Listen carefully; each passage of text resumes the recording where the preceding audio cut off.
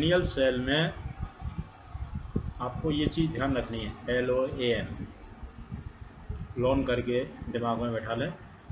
L for left, left माने बाईं तरफ। O फॉर ऑक्सीडेशन, ऑक्सीकरण की क्रिया होनी है, बाईं तरफ ऑक्सीकरण होना है। A फॉर एनोड, एनोड इधर आएगा, और N फॉर नेगेटिव, नेगेटिव होगा। तो कैथोड दूसरी तरफ आ जाएगा, राइट साइड में अपचयन होगा, कैथोड होगा और वो पॉजिटिव होगा। अब यहाँ हम ये दो अर्ध सेल ले रहे हैं, जिंक और कॉपर के। इन दोनों में जिंक की क्रियाशीलता अधिक है। तो अधिक है मीन्स ये इलेक्ट्रॉन देगा, कॉपर इलेक्ट्रॉन लेगा, तो मीन्स जिंक का ऑक्सीकरण होगा। जिंक का ऑक्सीकरण होगा तो मीन्स ये वाला जो अर्ध सेल है वो इधर आएगा, और जिंक की जो छड़ है वो यहाँ नेगेटिव होगी, एनोड का कार्य करेगी। कॉपर वाले पॉजिटिव होगी और कैथोड का कार्य करेगी। दोनों अर्ध सेलों को हमने जोड़ दिया, इनके जो इलेक्ट्रोड हैं उनको एक गैल्वेनोमीटर उससे जोड़ दिया, और इन दोनों ही अर्ध सेलों की जो विलयन हैं उनको एक लवण से, साल्ट ब्रिज से जोड़ दिया। क्या होगा, दोनों ही अर्ध सेलों में क्रियाएं होंगी।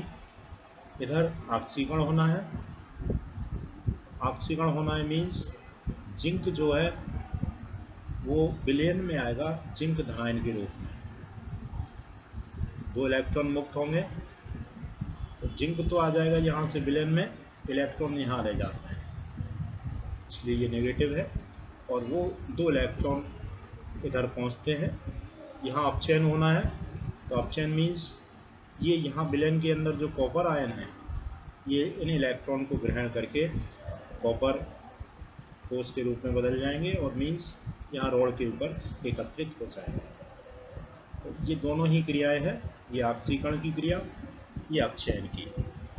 तो ये क्रियाएं जो चलती हैं लगातार, तो यहाँ इलेक्ट्रॉन का फ्लो बनता है, धारा उसके ठीक विपरीत बहती है। इस तरह से ये जो डेनियल सेल है आपका, इसमें ये दोनों ही अर्ध अभिक्रियाएँ हमने दिखा दी। सेल अभिक्रिया क्या होगी, इन दोनों ही अर्ध अभिक्रियाओं को हम जोड़ देंगे। तो जब जोड़ेंगे तो इसमें दोनों में तीर के निशान से पहले जो कुछ भी है वो इधर आ जाएगा, और RHS में जो भी है वो इधर आ जाएगा। दो इलेक्ट्रॉन कॉमन है, कट जाएंगे, means zinc solid plus copper aqueous ion है, कॉपर आयन एक्वस में है जली विलयन में, और SN2 पॉजिटिव ये भी जली विलयन है, और यहाँ कॉपर सॉलिड। तो जिंक का हुआ ऑक्सीकरण, कॉपर का हुआ अपचयन। इस सेल का, ये जो डेनियल सेल है इसका निरूपण कैसे करेंगे, उसमें बाईं ओर जो है नेगेटिव एंड जो है आपका एनोड, और दाईं ओर कैथोड। एनोड पे क्या हुआ, जिंक बदला है जिंक आयन में, जो ठोस सॉलिड है वो विलयन में आया आयन के रूप में, तो जिंक और ऑब्लिक जिंक 2 पॉजिटिव। दूसरी तरफ कॉपर आयन है जो विलयन के अंदर है, वो छड़ पे पहुँचे सॉलिड के रूप में बदले, तो Cu2 पॉजिटिव और एक डंडा खींच के Cu सॉलिड, ये इसमें बदल रहा है। बीच में देखो ये दो समानांतर की जैसी दो रेखाएं खींचती, इसका मतलब है बीच में लवण सेतु है, उसके द्वारा ये दोनों विलयन विभाजित हैं, अलग है। तो इस तरह से हम सेल का निरूपण करते हैं, डेनियल सेल। ये हुआ आपका डेनियल सेल। इसमें ये अर्ध सेल हो ही गए आपके। इनके जो विभव होंगे अलग अलग भी हम ज्ञात करते हैं, जैसे अभी पीछे हाइड्रोजन सेल बताया था, तो हाइड्रोजन जो मानक हाइड्रोजन अर्ध सेल है उसके साथ इनको जोड़ करके किसी एक अर्ध सेल को हम जोड़ेंगे, और जोड़ करके हम उसका इलेक्ट्रोड विभव निकालते हैं। उसी के द्वारा हमने ये अभी बताया था कि जिंक ज़्यादा क्रियाशील है कॉपर से। इलेक्ट्रोड विभव के आधार पर वैद्युत रसायन श्रेणी बनी है, उसमें धातुओं की क्रियाशीलता के क्रम में इलेक्ट्रोड विभव के क्रम में रखा है या क्रियाशीलता के क्रम में रखा है। तो इन दोनों ही इलेक्ट्रोड के मध्य जो विभवांतर होगा, विभव का अंतर होगा, इन दोनों के बीच में जो विभव का अंतर होगा उसको सेल का विद्युत वाहक बल कहते हैं। ये भी टॉपिक है आपके यहाँ, परिभाषा पूछ लेते हैं। विद्युत वाहक बल क्या है? सेल का EMF, इलेक्ट्रोमोटिव फोर्स। तो इन दोनों के इलेक्ट्रोड के जो विभव हैं उनका अंतर सेल का EMF कहलाता है, या इसी को कहते हैं ई सेल, सेल का विभव। मानक परिस्थितियों में लेंगे तो मानक जुड़ जाएगा, E0 आ जाएगा, E0 सेल होगा इन दोनों इलेक्ट्रोड के विभव का अंतर आता है। इसके अलावा इसमें एक चीज़ और रहेगी, लवण सेतु जो बनाया है इसका क्या काम है? एक तो परपथ को पूर्ण करना, तो वो तो दिखाई दे ही रहा है, इससे जो है सर्किट हमारा पूरा हो रहा है।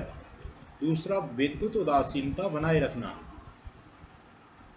यहाँ ये जो विलयन था या ये विलयन था कॉपर सल्फेट का या जिंक सल्फेट का, तो ये उदासीन है। उदासीन का मतलब इनके अंदर जितने धनायन थे उतने ही ऋणायन थे, मीन्स जितने ऋणावेश हैं कुल उतने ही धनावेश हैं। उदासीनता थी। जब इसके अंदर रासायनिक क्रिया हुई, मीन्स ये परमाणु आए जिंक के विलयन में, आयन के रूप में आएंगे, तो यहाँ धनायन मीन्स जिंक धनायन जो है उनकी संख्या बढ़ जाती है धीरे धीरे। होगा क्या, इस लवण सेतु में जो आपने KCl लिया है उसका जो नेगेटिव पार्ट है Cl नेगेटिव, वो यहाँ जिंक से क्रिया करके ZnCl2 बना लेगा। मीन्स इस क्लोराइड आयन के द्वारा जो जिंक 2 पॉजिटिव आयन है वो उदासीनता इनकी बरकरार रहती है Cl नेगेटिव के द्वारा। ZnCl2 बन जाएगा, जो एक्स्ट्रा Zn आयन आए वो नीचे जिंक क्लोराइड के रूप में विलयन से अलग हट जाते हैं। ऐसे इधर यहाँ जो कॉपर आयन है विलयन के, वो यहाँ जाके Cu के रूप में अलग हो गए, मीन्स विलयन में सल्फेट आयन की संख्या बढ़ेगी। इस विद्युत उदासीनता को पूरा करते हैं। यहाँ से जो K धनायन है लवण के अंदर, वो इस सल्फेट से क्रिया करके पोटेशियम सल्फेट बना लेते हैं। तो मीन्स विद्युत उदासीन रहता है, मीन्स इनका जो आवेश है वो संतुलित रहता है। तो ये काम करना है आपके लवण सेतु को विद्युत उदासीनता बनाया। ये दो बातें हैं लवण सेतु की। इसके अलावा विद्युत वाहक बल बता ही दिया, इसकी परिभाषा। इसके आप नोट्स बनाएं, अलग से भेजे जा रहे हैं। और भी 2 सेल हैं इसमें जो आपके यहाँ कोर्स में हैं। एक तो विद्युत अपवर्तनीय सेल आज बता ही दिया। गैल्वेनिक सेल में डेनियल सेल आज आपका हो गया।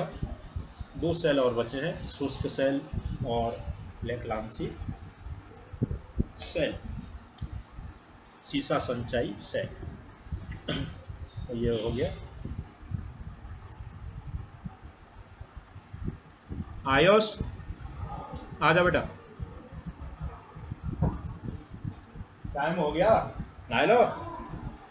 ना नहाया हो तो आजा, बाद में नहा लियो। आयुष